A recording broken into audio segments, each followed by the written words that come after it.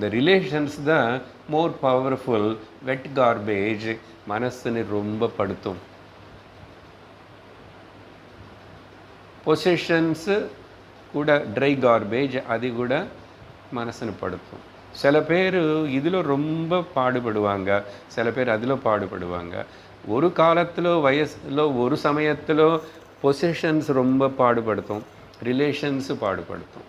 இப்படி மாறும். இதெல்லாம் கடைசியில் இவன் ஒரு சாலிட் பர்சனலைஸ்டு ஒரு பர்சன் ஆயிடுவான். அதுக்கப்புறம் ஸ்ட்ராங் பர்சனாலிட்டி ஆகிப்போச்சு. எந்த ஸ்ட்ராங்கு ஒரு பர்சனாலிட்டி கிரியேட் பண்ணாமல் வாழ முடிஞ்ச ஆத்தியாத்மிக வாழ்க்கை. தெரியல சார், இப்போ தான் இதெல்லாம் கேட்குறதுனால நான் ஆல்ரெடி அப்படி வளர்த்து வச்சுருக்கேன். Egoistic strong personality with my என்னுடைய தனிப்பட்ட